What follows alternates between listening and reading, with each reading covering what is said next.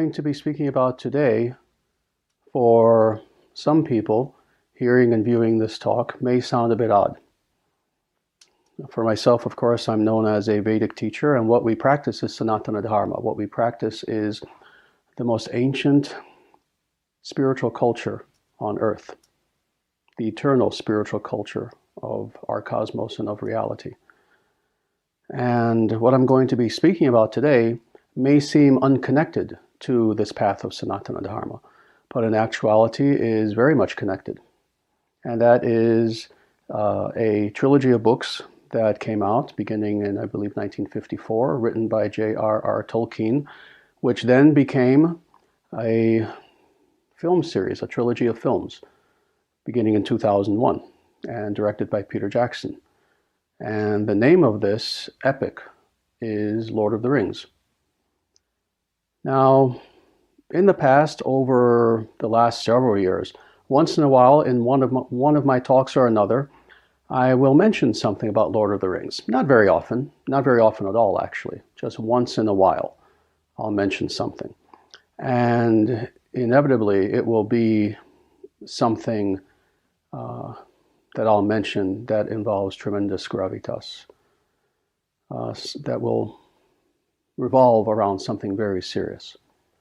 And when I do this, sometimes I can see, just because I'm sitting here and I can see the faces of all of my students, once in a while one of them will look at me a little bit quizzically, as if wondering to themselves, why is he talking about Lord of the Rings suddenly? He's been talking about Vedanta, he's been talking about the Vedic cosmology, he's been talking about Vedantic metaphysics, and now suddenly he brings up something from Lord of the Rings. How odd. And when I see that, I'll stop and I'll say to them, oh, you're wondering why I'm bringing up Lord of the Rings. And then I'll make a pronouncement in class. Lord of the Rings is actually one of the most important spiritual epics of our time. And the lessons that it has to teach us as Vedic people are innumerable and extremely important. And sometimes they'll understand that, sometimes not. Well, this is what I want to talk about today, is precisely why it is that this book, Lord of the Rings, 3 books really, is of such importance. And in speaking about this, again, there have been the books, but then there has been the 3 movies that came out. I'm going to be focusing mostly on the movies. The reason why is because, whatever it is, 90-95% of people who are familiar with Lord of the Rings, they've seen the movies. They haven't read the books. I've done both. I've read the full trilogy, and I've also seen the movies several times and analyzed them very, very deeply. And when this movie first came out, I realized that this was actually an epic which, even though written in the 1930s and 40s, even though first published in the 1950s, it is something that is meant very specifically for our age. The lessons that are contained in Lord of the Rings, are actually extremely spiritual, much more so than people know. In fact, some people do know that Tolkien himself, the author of Lord of the Rings, was himself an extremely spiritual person. Even though he was Catholic, still, he was, let's say, a nominal Catholic. He was quite religious, quite pious, but on the other hand, he also taught reincarnation.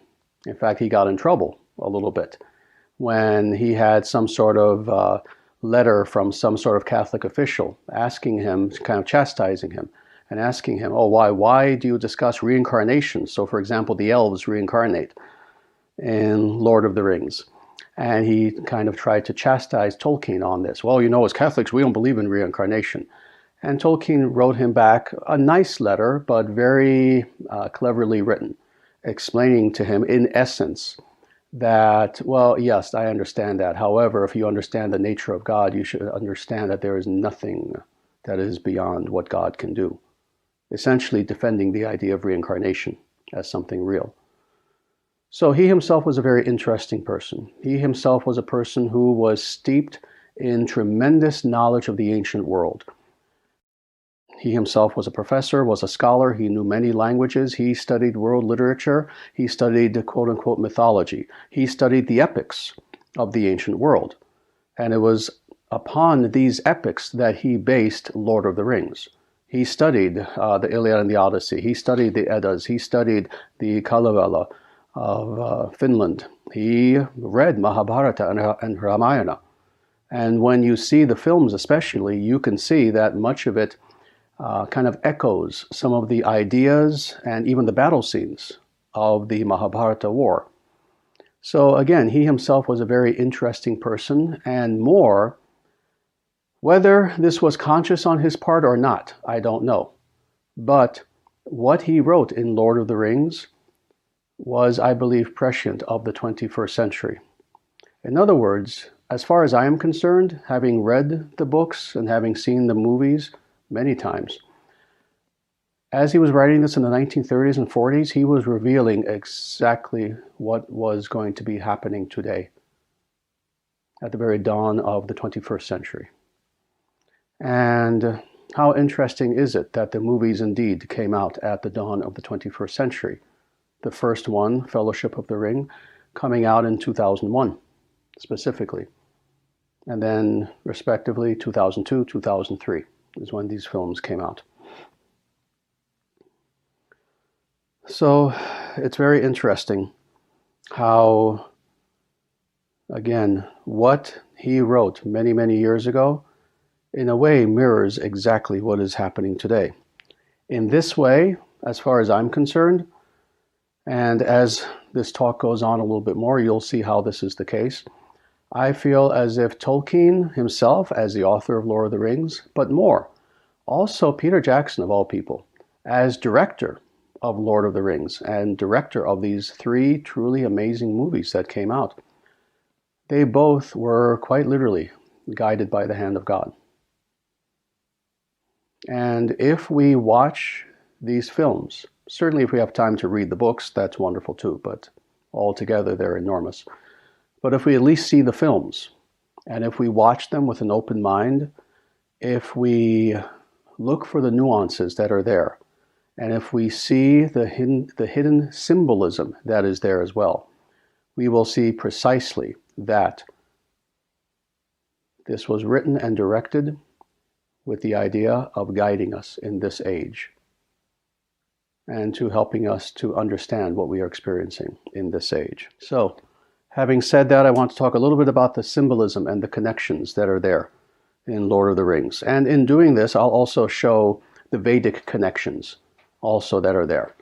And in fact, before I proceed, let me explain something about what I'm about to do. For individuals who will be watching this eventually, this video, and who are Lord of the Rings or Tolkien purists, probably you won't appreciate this talk. My goal is not to try to interpret exactly what Tolkien had in mind. That's not my goal. My goal very specifically is to interpret Lord of the Rings from a Vedic perspective. So again, if someone is a Tolkien purist, they may not appreciate this talk, but that's not the goal of my talk, is to uncover what was actually in Tolkien's mind as he was writing Lord of the Rings. My goal in this talk is to reveal practically and precisely what these books have to do with us today, within the context of modernity, within the context of the 21st century, with what we are experiencing right now, today, around us, practically. That's the point and the goal of this talk. So having said that, let me talk a little bit about the symbolism and the connections that are there. So first of all, of course, there is the ring itself. The ring is one of the central motifs of Lord of the Rings. We can see that it's there in the very name itself. The ring is omnipresent from the very beginning to the very end of Lord of the Rings. Well, what is it that this ring represents? It's interesting how, for many people who have seen the films, they don't really quite understand the full implication of what that little ring itself is representing. People will kind of get the general idea that, oh, okay, it must represent something evil. It's something evil. It's something truly evil. It's something, the evil of which is so overwhelming that it cannot be withstood by people. That's how evil the ring is. However, of course, it's much more than that. The ring is not merely something that's evil. The ring represents something within us, within every living being. What the ring represents is ahankara, illusion, but more than this, illusion in practical application. In other words, what the ring actually truly represents is the overwhelming and unreasonable desire for power and domination. In a way, psychologically, we could say that what the ring really represents to anyone who possesses the ring is the possession of everything that in their illusioned hearts they truly want. That's really what it represents. This is why different people will have different relationships with the ring. But the core essence is this, that if you possess that ring, you have power. But it is a power which, while at first it seems like something that you can wield for your own purposes. Indeed, some people even have the idea that they will wield that ring and the power thereof for good, to do something good. However, inevitably, the ring overwhelms even the strongest of people. Even the strongest of people, even kings, even individuals who have such great discipline, such great strength. And yet, that desire for worldly power, that desire for domination, that desire for exploitation, in other words, the ultimate core root of our illusion as we find ourselves in this material world, and that is ahankara, ego, and everything that false ego pursues. This is what this ring ultimately represents.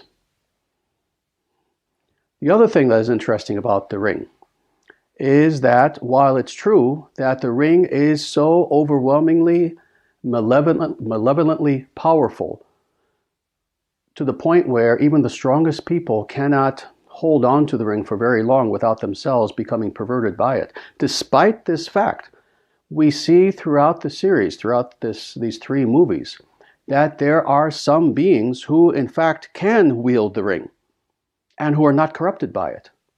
It's very interesting, and I want to mention the three individuals specifically. The first of these is Aragorn. Aragorn. We see that in Fellowship of the Ring, the first movie.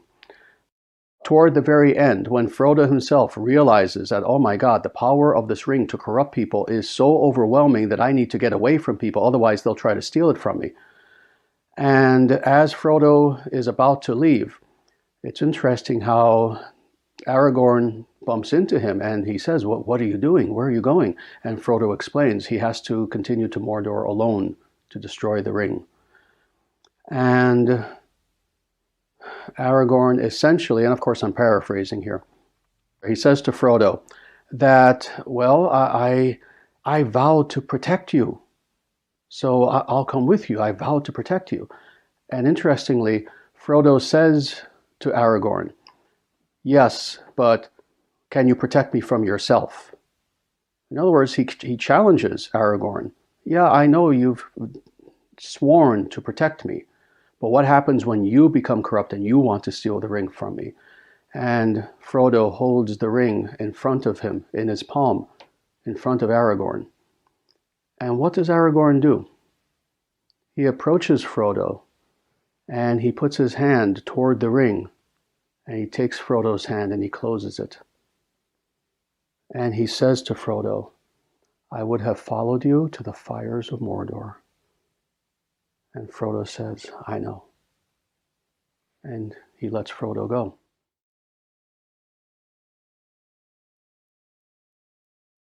Aragorn was not tempted by the ring. He's one of the few who is not tempted by the ring, and never was. All throughout the series, he's never tempted to take it. He's never tempted by its power. Now, why is this the case? Because of who he is. It's because of his actually spiritual and royal stature. He is the king. He is not just the king. Who is Aragorn?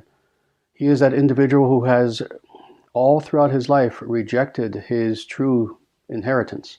He is meant to be the king, but in his humility, in his detachment, in his spiritual stature, he didn't want to be king. Thus, what does this make him? Aragorn is a Chakravartin. He is that person who is meant to be the King of Kings and to restore Dharma, to restore the natural way in this realm of Middle Earth. But we're going to talk about that a little bit more later, because I want to talk about the other two individuals who, due to their purity, due to their spiritual stature, are not affected by the ring. The second person, Tom Bombadil is his name. He is not in the movies. You don't see him in the movies, unfortunately. And in the past, I mentioned this. He is in the books, however, and he is an important character. And in fact, it's interesting, when Peter Jackson made the movies, some people, again, some Tolkien purists, Lord of the Rings purists, were quite upset that this character did not appear. But I understand, and others did. As it was, this movie is incredibly massive and long. It was a truly amazing undertaking. And to include every single character in the movies would have ended up being 15 movies instead of 3. It wasn't possible. But this person, Tom Bombadil, plays a very important role in the books themselves. And let me explain who this person is. He's a very mysterious character. He is a character who Frodo and Sam first encounter when they enter deep into a forest. And this Tom Bombadil is a very mysterious person. He's an enigma. He's someone who is always happy, and he is someone who is at one with nature. It's obvious that it's not so much that he controls nature, but he is quite literally at one with nature. As he commands, nature does. And he lives deep, deep within the forest alone with his wife. And he is a person who is a hermit. He's a person who, and I'm stating this in my own words, Tolkien didn't state it quite this way, but that's all right. We are trying to understand Tolkien again from a Vedic perspective. This is a person who is a rishi. This is a person who is more than a rishi. He's practically a god.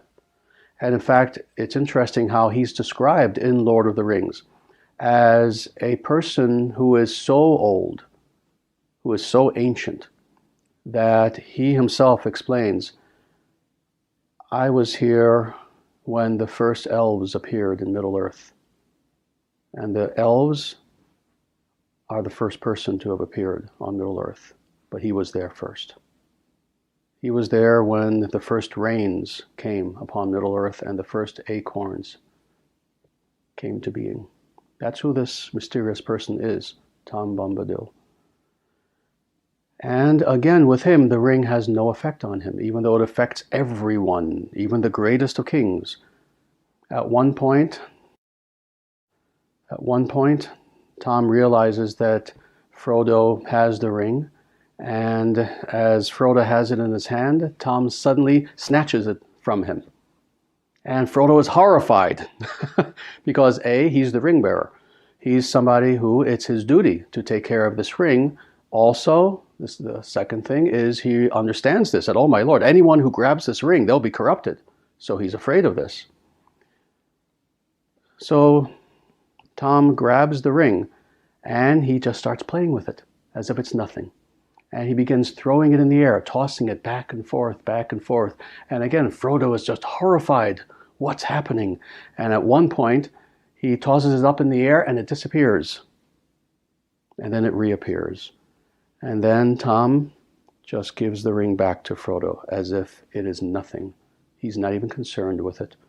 What to speak of it having any effect on him? He couldn't even care about the power that it has. Its power is so meaningless to him that it's like he's playing with an acorn. Finally, there is the last person who is not affected by the ring, and that's Samwise Gamgee. He also is not affected by the ring. And you see this, again, in the book itself, but also all throughout the 3 films. You see that even though Frodo himself, all throughout the films, as he's holding on to the ring, is suffering immensely, and it's the most tremendous burden imaginable. You see that Sam himself has no desire for the ring. At no point does he try to take the ring from Frodo. At no point does he have any temptation regarding the ring whatsoever. In fact, at a certain point, in fact, we haven't seen this yet. This comes a little bit later in the movies. At one point, he actually has the ring. Sam has possession of the ring. And it has zero effect on him. And he simply gives it back to Frodo. Now, why is this the case with Sam? For one reason. What does he represent? Purity. Spiritual purity. There is nothing in Sam but humility and love. There is nothing in Sam but service. Wanting to serve, wanting to do what is right, what is good. And at any expense to himself. At any expense. It's due to that purity that he himself is not affected by the ring. So let's go on a little bit more. I want to talk a little bit about the cyclic devolutionary ages that are there in Lord of the Rings. As we know, in not only Vedic culture, but all ancient cultures of our world, it is believed that historically our world goes through various ages, but not just ages, each of which is very long, but it is a devolutionary process. In other words, the very first age is always the golden age. Then from there, the second age is a step down from that pinnacle. Third age is a step down from that. And then finally, we reach the last age, which is the worst of all ages, qualitatively speaking. Again, it's not simply Vedic culture that teaches this. All the ancient cultures taught this. Well, in accordance, so did Tolkien. So do we find this as well in Lord of the Rings. We find 4 ages, the first of which being a golden age, and the last of which being the age of man. We find the same thing in Vedic culture, and more, interestingly, this is one of the biggest connections that we see between Lord of the Rings and Vedic culture specifically, is that the way that the third age ends and the fourth age begins is with a tremendous war. In Lord of the Rings, it is the War of the Rings that occurs, an enormous war that changes the face of the earth and changes history tremendously. But also we see that in Vedic cosmology, in Vedic history, the way that the third age ends and the fourth age begins also is with an enormous war, the Mahabharata war. So an interesting connection that's there. Now I want to talk about just a few of the various beings who we find in Lord of the Rings. First of all, there are the elves. The elves are very interesting. What do the elves represent? The elves represent purity, the elves represent nature, the elves represent dharma, they represent the natural way. The elves represent beauty. The elves represent the connection and one could say the intermediary between men, that is human beings, and the gods. And what we also see, sadly, is that as the third age is ending, what are the elves doing? Again, these representatives of all of these noble and wonderful things. What are the elves doing? They're leaving. They're leaving. They're leaving Middle Earth. They're trying to leave before the fourth age begins. Now, what's interesting is very few people know this. Very few people know this. But the same thing happened on our earth historically. When the Dwapara Yuga ended, within approximately the first millennium of the Kali Yuga, such comparable beings began leaving our earth. Nature beings, beings who today we would call them fairies, leprechauns, nature spirits, etc. One thing that we don't understand is that in the Dwapara Yuga, up until the beginning of the Kali Yuga, these beings were everywhere. If we went into the typical forest, we had the ability to indeed encounter beings who lived in the forest and who personified the foliage, who personified the trees, who personified the rivers, etc. And what we saw was that beginning in the first 1,000 years, especially of the Kali Yuga, they slowly began to leave, to the point where now there's only the smallest remnant of them left, and even those are fading. Even those are fading, but they're still there. It's a very sad thing, And correctly, it's portrayed in both the book and the movies as a sad thing. In fact, Sam, at one point, when he sees the elves leaving in Fellowship of the Ring, even makes the statement something to the effect of, I don't know why it is, but whenever I see these elves like this, it just makes me very sad. He says something like this. And it is, and it was a very sad thing when these beings began to leave. They took with them the spark of nature. They took with them many of the powers of nature.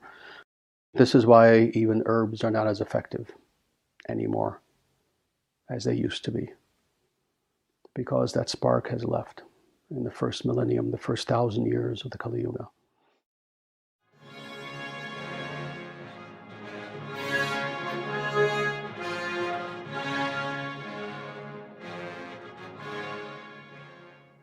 Now, next thing I want to talk about is how many of the races of Middle Earth actually represent important things, important peoples who actually exist today, important concepts, important classes, etc.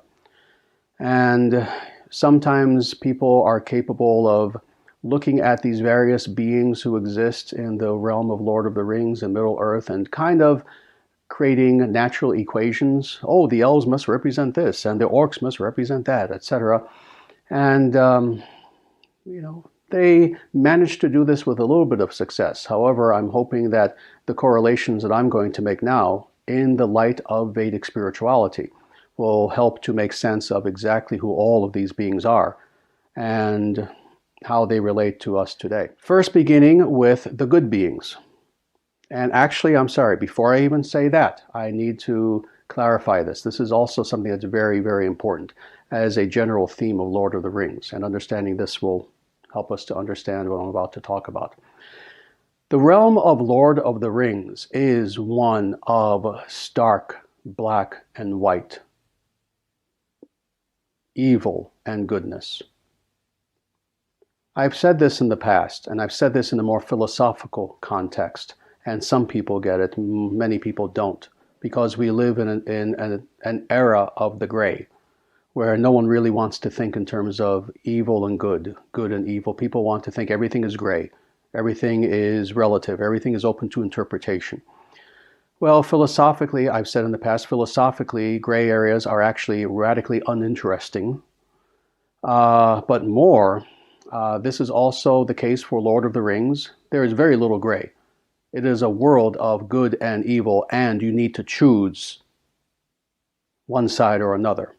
And we see this all throughout Lord of the Rings. We see that the beings who are evil to the point where their stare will penetrate your flesh. This is the evil we're talking about, where their gaze will penetrate your bone. But we've also seen that the good beings in Lord of the Rings are so good that if you could, you would just want to embrace them and never let them go. They are so good. This is what we see in Lord of the Rings. As a result, the beings that I'm going to talk about pretty much are classified as either good or evil. And there is no in between. They're either good or evil. So first let me talk about the good beings and what they represent. So again, let's start with the highest. First, there are the elves. The elves represent Brahmanas. You see how I'm also going to tie this into Varna very, very specifically. The elves are Brahmanas. They represent culture, knowledge, cleanliness, purity, goodness, etc., etc., etc., closeness to nature, wisdom. They are the intermediary between the realm of the material and the celestial realm. Thus, they are Brahmanas. All right, let's go on a little bit more. The race of men, and again, I need to explain this. Tolkien uses the word men. He's not using this in the gender sense. By men, he means humanity, both men and women. But he's using this in the classical sense of men as Manushya, as descendants of Manu. You see, this is where we get the word men ultimately. This is the ultimate etymological origin in Sanskrit. Men comes from Manushya, man, Manushya, And Manushya means a descendant of Manu, thus a human being. So there is the realm of men, the race of men. Men represent, in Lord of the Rings, Kshatriyas. Thus we see how it is the case that with so many of the men who are depicted, they are Kshatriyas, they are warriors, they're kings, etc. They tend to be people who are leaders, who are fearless, who are willing to die for a good cause, who have nobility, etc. That's what the men represent, the realm, the race of men. Then there are the dwarves. What do the dwarves represent? You can see where I'm going with this. They're obviously Vaishyas. They're merchants. They're, in a way, kind of greedy. What do they do with much of their time? This was mentioned a little bit in the movie, but especially you see this when you read the books. Gold. They love gold. They mine for gold. That's why they're underground all the time. They're not underground because they don't like light. They're underground because they are greedy for gold, gold, gold. Thus, one could say that the dwarves represent Vaishyas, individuals who are mercantile in nature and who want to accumulate wealth. And then finally, there are the hobbits. Who do hobbits represent? One could say Shudras, but in this case, I would say common folk. Shudras in the highest sense of that term. That is, individuals who are close to the earth, who are simple, whose needs are very simple, who are not necessarily very intellectual or courageous, who don't want adventure, but they are also the salt of the earth. They are people who, see, it's interesting. When we think of Shudras today, of course, we're thinking of Shudras in an industrial and post-industrial era.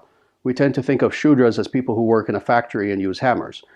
No, initially the idea of the Shudra was, well, what was the labor before the industrial age? They worked on farms. These were farmhands, you know? Thus, when we see the hobbits, they are perfect Shudras, actually. They love to grow. They love to farm. They love to work with their hands and actually see the produce of their labor in the form of fruits and vegetables and the wealth of the earth. These are the hobbits. All right. These represent the good races of Middle-earth. Now, let's talk a little bit about the evil races. And again, there is no in-between. These are evil races. First of all, there are the orcs. The orcs. What are the orcs? These are subhuman. They are depicted in the books, but also very clearly in the movies as almost animalistic. These are beings who they can talk.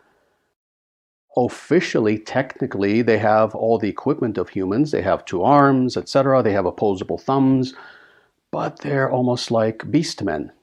They are subhumans. They are what in Sanskrit is called amanushya. So again, there is manushya, which means human being, but then there's amanushya, subhuman, what in German is sometimes called Untermensch or Untermenschen, to use the plural. These are individuals who kind of look human, but they're not. They're not human in their characteristics. They're not human in that they lack all nobility. They lack all empathy. They lack all goodness, etc. And their values tend to be very animalistic. So these are the orcs. Let's go on a little bit more. The Urukai. The Urukai are very, very interesting. The Urukai are, if you remember from the previous films, these are individuals who are unnaturally interbred. These are beings who are the result of a crossbreeding between orcs and goblin men, according to the movies at least. In the actual books, Tolkien doesn't make it quite that clear, but Peter Jackson does. They are the interbreeding of orcs with goblin men. Thus, to use the Sanskrit, these are Varna Sankara. Varna Sankara. This is the actual term that's used in Bhagavad Gita. And what that means is an unnatural interbreeding in order to unnaturally produce a third thing. And that's what the Urukai represent. That's what they are in the movie. That's what they are in the books. They are something that is completely unnatural, that is used for evil, used as an evil army. Finally, there are the 2 beings I just mentioned, Sauron himself and Saruman. These are asuras. These are truly demonic, psychopathic individuals whose sole goal in life is to dominate, to take over Middle Earth and more, not merely take it over. See, it's one thing to want to take over X thing, an empire, a continent, a nation, whatever. And then you're in charge, but then things kind of just keep running the way that they have in the past. That's one thing. What is truly demonic are individuals who want to have domination over a people, over a world, and not merely domination. They want to take the natural order, they want to take the dharmic order and turn it upside down, and more, rather than protecting the good, eradicate the good. Rather than encouraging light within the world, they want darkness within the world. This is the very depth of evil, and this is what Sauron and Saruman represent. These are true asuras in every sense of the word. These are individuals who, they themselves state this. They want to bring to an end the world of men. They want genocide. And they want to replace human beings with orcs, with inferior beings who are beastly, who are animalistic, but who will serve them, who will serve these demonic overlords, who will serve Sauron and Saruman. They want to destroy whatever light is there within the world by destroying the race of men and replacing them with subhumans. So, this is who they are. And then finally, there is an interesting last race of people. And when we say race, really, there are only 5 individuals, and these are the wizards. And there are only 5 of them. These wizards are very interesting. They represent actually a type of being who doesn't fall into either of those categories. The reason why is because what are these beings? They are yogis. They are mystics. They are individuals who, even though they are within the earth, they have powers that other people don't. Now, this is the thing, however, as we have seen. Even though they are mystics, they can be mystics for good or they can be mystics for evil. Thus, we have Gandalf, who is the most, let's say, good being in Lord of the Rings. And he's wonderful. But then we also have Saruman, who also is a wizard. But what happens with Saruman? He, even though he's a wizard, even though he is a quote-unquote, let's say, yogi, a mystic, he becomes a black mystic. He becomes a black magician. He uses his power in order to do evil, ultimately, rather than good. He is someone who represents several things. He represents the black magician. He represents what today we would call the Luciferian. You see, the Luciferian is someone who seems to use a type of religion, a type of sadhana, a type of, let's say, spiritual practice, but in order to do evil rather than good. This is what Saruman represents. Also, he represents the New Age fraud. He represents those individuals who are alive today who are New Age teachers, but who are frauds. And it's very interesting. Again, you do not see this in the movies, but this is stated very, very much in the books. At one point, Saruman, who wears white robes, he is Saruman the White. But at a certain point, when he becomes evil, and again, this is going to surprise people, but it shouldn't. He exchanges his white robes once he becomes evil for robes that reflect the rainbow. They're multicolored. And again, it surprises people, but it's when he becomes evil that he gets rid of his white robes and he begins to wear multicolored robes. You see, the rainbow is also a symbol of beauty, but like all good things, wielded in the hands of evil people becomes perverted. Thus, we've seen that in the 20th and 21st century, the rainbow too, while something beautiful in nature, has become perverted and is now the symbol also of New Age frauds. And again, this was written in the 30s. So very prescient on the part of Tolkien. Now, a few more things, just a few more things as far as symbolism, but connectivity between Lord of the Rings and Vedic spirituality. Sauron, as a person, but also more, Mordor as a place, as an actual geographical center of evil. What does it represent for us today? It represents something very specific. It represents a project that today those who are awakened, those who are wise, those who actually know what's happening in the world, what we would call the New World Order. That's Mordor, the center of all evil that wishes to spread its influence throughout all of Middle Earth, taking it over, quote unquote, uniting it, but uniting Middle Earth, that is the Earth, under its own vision. And it's a vision of blackness and of darkness. See, unity is good if what is uniting people is good. But if that unity is based upon slavery, see, all slaves are united in their chains. That's not unity that we want. And what the New World Order wants is indeed, yes, world unity, one world government. And it's so sad how you see these New Age folk talking about one world, one world, one world. It sounds so positive. However, of course, this is what the New World Order wants. Again, one world as a slave planet is not a spiritually positive thing. Better to have diversity and allow goodness still to be able to thrive, rather than one world as a slave planet under one evil, despotic ruler. So what does Sauron represent? That individual who wants to become that one despotic ruler over the world, and Mordor is indeed that New World Order, the seeds of that New World Order that he wishes to take over the planet. So, very early on in Fellowship of the Rings especially, in the epilogue in the very beginning, we see how, what was Sauron's plan for taking over the world? He created rings. See, not just the one ring, but other rings as well.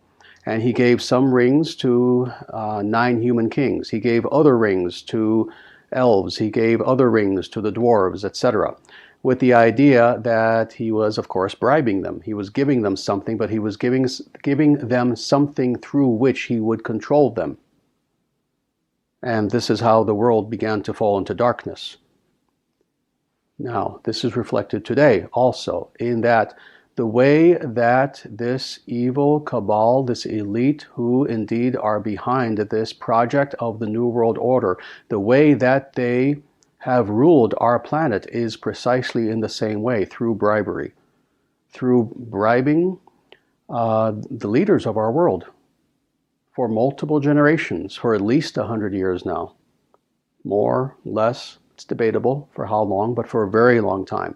What we've seen is that throughout the world, in every single nation, almost every single nation is ruled by corrupt leaders. And the reason why this is the case is because they have been quite literally bribed by this evil cabal of individuals who wishes to rule over our world and make it into a slave planet. So again, very interesting connection that's there. Let's go on a little bit more. Saruman. Saruman, getting back to Saruman specifically again, he represents a perverted spirituality. He represents very specifically in the view of Vedic spirituality and Vedic politics, one could say, he represents the New Age movement. He represents Abrahamism. He represents a spirituality which at one point was more pure, which at one point had good intentions, good ideals, etc., but which has become perverted and used to put people deeper into illusion rather than free them. So religion itself, so-called spirituality itself, used to put people to sleep rather than awaken them. This is also something that Saruman represents very specifically. Finally, still dealing with Sauron and Saruman, we see that these are demonic beings who are at war with nature. All throughout the books, all throughout the movie series. In fact, in the books specifically, and those individuals who have not read the books yet, I would very strongly suggest that you do. Because it's especially when you read the books, the trilogy, Lord of the Rings, that you see just how much Tolkien loved nature and how important it was to him and to his worldview, and how nature itself was seen in spiritual terms. The beauty, the intricacy with which he describes even the smallest aspect of nature is just amazing when you read this book. He can go on for paragraphs just describing a hill and the contours of it, and the light as the sun is shining on it, and the shadows, and just how beautiful it is. He literally can go on for paragraphs describing one thing like this in nature. Well, nature is dharmic. This is why dharma means the natural way, the natural order, the natural law. And what we see is that Sauron and Saruman wage war against nature. This is why when you go to Mordor, there is no nature. There are no trees. There are no forests. There is no grass. There's just desolation. We see also that Saruman waged quite literally war against the trees. That in order to create these interbred, intermingled demonic beings, the Uruk-hai, in order to create these, what does he do? Well, he starts to chop down all of the trees surrounding the great tower where he is, and he uses those trees as fuel, and he creates quite literally a factory in order to create these demonic interbred soldiers. So one thing that we see about both Sauron and Saruman is that they wage war against nature, and they are radically in favor of artificial industrialization. They have minds of metal, they have minds of fire, and they hate nature. Now, let's go on to another theme that is there, another very important theme that is there in Lord of the Rings, and that is that of kingship, of proper rulership.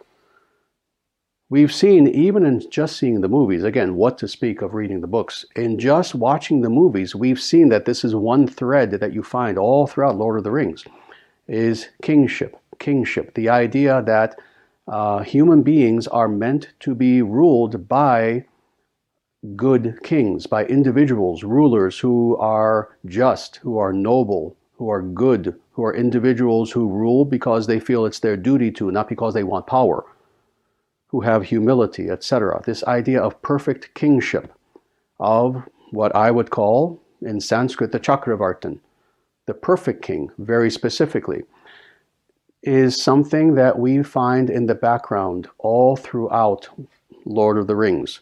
We know that when we come into the picture of Lord of the Rings, there are no good kings left.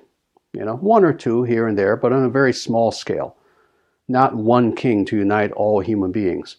And you get the sense that for thousands of years, people have been yearning for a true king to rule over them, a Chakravartin, an individual who has proven himself and his inner quality to be someone who inwardly is a gem, someone who inwardly reflects the light of God, but who outwardly is a king, who outwardly has the knowledge and the ability to defeat evil and to establish prosperity and happiness for the people. This is a Chakravartin, and you can see throughout Lord of the Rings, the people are yearning for this and waiting and waiting and waiting and hoping. And it's been a long time. It's been a long time.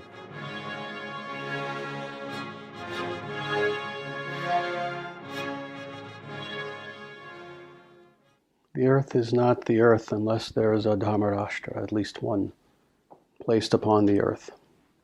Unless there is a Dharma nation upon the earth, if there isn't one, then at that given time, the earth herself is not really even the earth, because it's the presence of the Dharmarashtra, of a Dharma nation, that gives auspiciousness to the earth and makes the earth happy.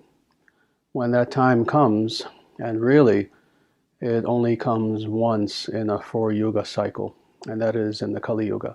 When that time comes, when there is no longer present upon the surface of the earth one nation that is self-described as dharmic in nature, then that is considered to be the darkest of times. When there isn't even one place, one geographic location upon the surface of Bhumi Devi, of the Earth Mother, when there isn't even one place in which Dharma is officially instantiated as the guiding principle of that nation. And we are there now. This is what we are experiencing now, is that there is not one nation upon the earth at present that is ruled in accordance with Dharma, that is ruled in accordance with natural law. And this is considered to be the darkest of times. It's never happened. Not in Satya Yuga, not in Treta Yuga, not in Dwapara Yuga, and up until now, not even in Kali Yuga. So it is a very inauspicious time. This is why we have seen many of the truly crazy things that we have seen in recent decades. And in order to understand truly the insanity of what we have seen, one needs to see what we have seen within a historical context. We've never seen a time like this of such degradation. We've never seen a time of such meaninglessness. We've never seen a time of such confusion where people act, think, and even speak in accordance with the very opposite of what is reasonable, what is rational, what is logical, what is truthful. We've never seen a time like this, where it has become the norm for people to live in untruth and to believe that that reality, so-called, that lives within their mind, that untrue reality, is reality. At no time have we seen anything like this. Well, this is a very, very important aspect of Lord of the Rings. And then we have that king who appears, the return of a true king in the form of the ranger, Aragorn, who himself was a hidden king in waiting, anonymous, whom no one would have thought would be king. And he seems to come out of nowhere. And he is the king. Well, today, of course, we have been waiting for such a ruler. Today also, very often in almost a quiet desperation, our people have been waiting, have been yearning for a person to arise who will be Arthurian in stature, someone who will make legends come to life. When we hear these legends about perfect kings, they are today, unfortunately for us, just that, legend. But what is legend today was history at one time and actually did happen. We have been waiting for decades, generations, hundreds of years, thousands of years, really, for a perfect king to appear and to reestablish a golden age. And then finally, the last thing I want to talk about is something of great importance. And that is what is in actuality the very heart of Lord of the Rings. What is the very heart? And that is what happens to this one little person. And he's little. That is Frodo. Frodo is the very heart, the very soul of Lord of the Rings. And what he experiences is actually the most important thing that happens in Lord of the Rings. Of all the many things that happen, including the reestablishment of the true king and so many wars that take place that quite literally turn the world upside down, and all these things that happen that are great and epic in proportion. But the most important theme purposefully revolves around a person who even physically is small in stature. He is a hobbit. He is a common person. He himself is not a great king. He himself is not an elf. He's not some mystical being. On the contrary, he's the most common of people. He's a very simple person with very simple needs. But he is the only person, amazingly, who really can save the world. And you see this all throughout Lord of the Rings, all throughout the book, all throughout the movies, from beginning to literally the end. You see this phenomenon of Frodo, who, despite how small he is, without hesitation, without even thinking about it, selflessly gives himself in order to do the right thing and save the world. When he's asked in the very beginning in Fellowship of the Rings, when he's basically told by Gandalf, no, you must take this ring and you have to bring it to Mordor. Frodo doesn't even think twice. He doesn't even hesitate. He doesn't debate it in his mind. Well, should I do this? I don't know. I love the Shire. This is my home. You see, the hobbits are autochthonous to the Shire. In other words, they and the Shire are one. They and the land, they and the earth upon which they were born are one. So his connection to the Shire is greater than we understand. It's almost as if the rain that replenishes the fields of the Shire are his blood. It's like those fields themselves are his skin and his bone and his marrow. And for him to separate himself from the Shire itself is something that is the most enormous of sacrifices.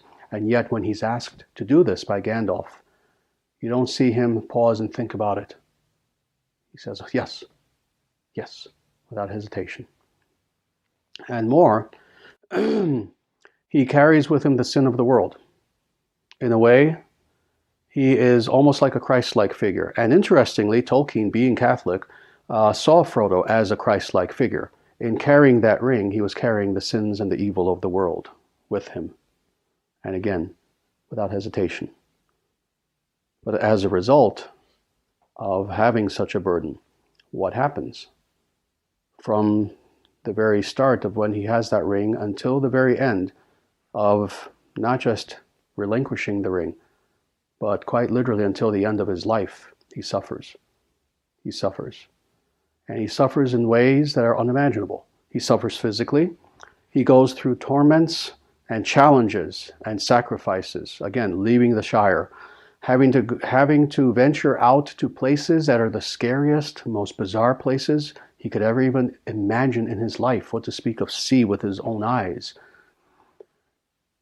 He had to go through challenges of going through the most rugged, the most unhospitable terrains, climbing mountains, going through forests, that were as dark as pitch black night, and on and on and on, and coming close to death so many times. But more than this, that's only the physical.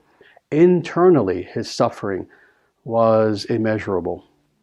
Because as he is carrying this ring, and the good part of him, the true part of him, the Atmic part of him, wishes to do his duty and bring this ring finally to Mordor and destroy it, at the same time, you can see that he's also being destroyed by the ring. Internally, spiritually, he's being destroyed. Emotionally, psychologically, in every way that exists internally, he's being destroyed by it. So what we see in Frodo is a world savior, in a way. An individual who, due to his very goodness, does not hesitate to go through the greatest of suffering for his people, the people of the earth. We find throughout history that every so often there is a spiritual figure like this. We find that Jesus was like this. That's the entire idea of why he died on the cross, was because he carried the sins of the world upon him, and he did so willingly. We find someone like Prabhupada, who came to America and suffered heart attacks upon the boat coming to America. And even after that, while in the Western world, up until the moment he left, was in constant pain. And then finally, the last 6 months of his life, he allowed himself to finally leave this world in tremendous pain in front of his disciples. And there's actual video of this, which I've seen, where he allows himself to finally die a long death, about 6 months or so, and completely detached and completely focused upon God. And this is the role of the spiritual person. This is the role of the guru, is that they take upon themselves the sins of their people. And they do so without hesitation, ever. And that's what Frodo did. So he's the heart of everything. He is the highest ideal of individuals who give of themselves in such a way that others may have happiness. And that is their happiness. Interestingly, for individuals who allow themselves to suffer for others, that suffering is actually their ecstasy. To be the ultimate hero is to traverse the earth as if one already dead. And you see that in Frodo. You see that he traverses Middle Earth with all of his burdens and with his eyes on his mission. But he traverses that earth as if he is already dead. His detachment is such that all that exists is what he needs to do to save the world, and regardless of any suffering. And the only way that you can do that is if in your own mind, like the perfect warrior, like the perfect sannyasi, in your mind, though living, you are already dead. And nothing matters but saving the world. So he is the heart of it all. He's the highest ideal for the spiritual person. What does it mean to love but to give of yourself for another?